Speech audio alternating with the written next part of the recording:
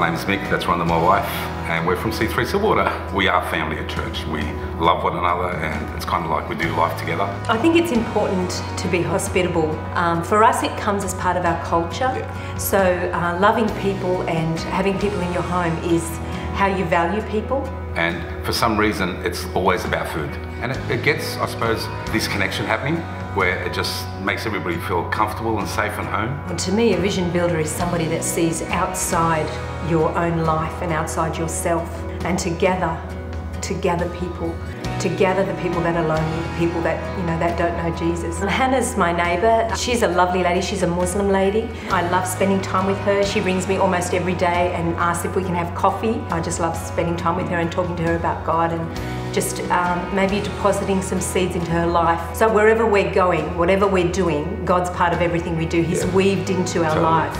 And we may not be able to go out and preach or do wonderful things, in the world, but I know that just raising the kids and bringing people into what we're doing, our everyday life, and teaching our children about God is just really important. And I think whatever season you're in, the fruit will come at the right time. When I started to work out what it was all about, I struggled.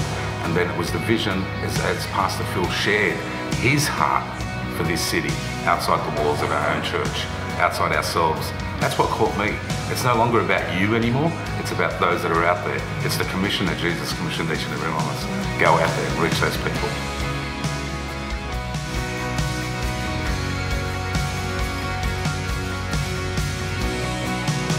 My name is Emily Gilbert and I am 21, and I've been coming to C3 for 21 years, but I decided to rebel at age 13. I got myself a bit of a reputation for, being a bit of a flirt, and I was getting every attention from every guy. I was in a really hard place because, particularly with one case, I was just gripped with fear. I couldn't sleep for 9 months, and that's when I realised that there has to be something else. There can't just be a life of fear and feeling disgusting, but my heart started to soften. It was a journey of getting to know God, and I had to discover that God is freedom. And so that's what I want to bring to young people, and especially young girls, because that's my heart. I've been in that place and I want to bring them out of it by God helping them. So we've been doing these prayer meetings on Tuesday mornings, just coming together, gathering together and understanding the power of prayer. We've seen healings through it. A girl got saved through it, people's backs healed, people's legs healed, just crazy things. It's not that hard, because I think we talk about, let's do a massive prayer meeting and let's do things and let's do that. Just start small, start with one friend. It doesn't have to be this huge ordeal, it just can be something small, and that's where the change happens. I'm John Ensine and this is my wife Lily. We go to C3 City Campus and we've been going there for about 8 years.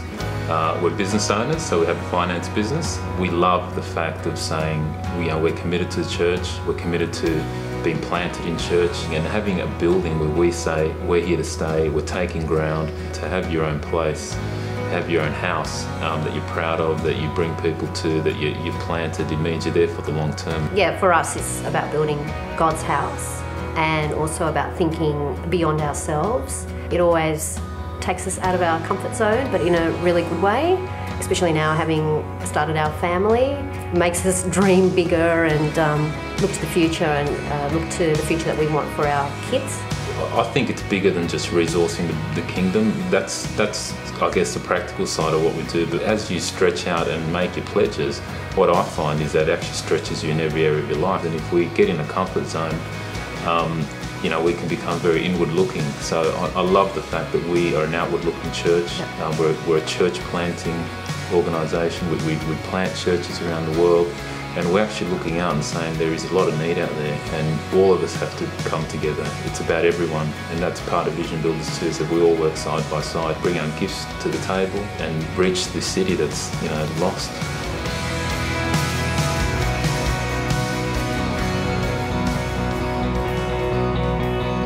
So being a vision builder is carrying Christ to our generation, to our community, to our friends, to our family, and all those around about us.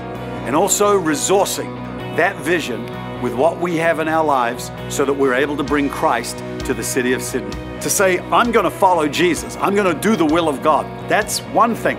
But then it comes down to an actual circumstance in our lives.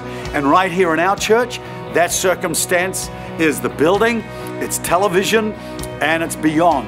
And when we contextualize our following of Christ and say, we're going to fulfill these visions, we're going to make them work, we're going to bring our resources and make sacrifices and make commitments to see those come to pass, that's how we become vision builders. We can't all do everything, but every single one of us can do something. And then together, we're going to have a massive impact on the city of Sydney and beyond. Being a vision builder is about helping people.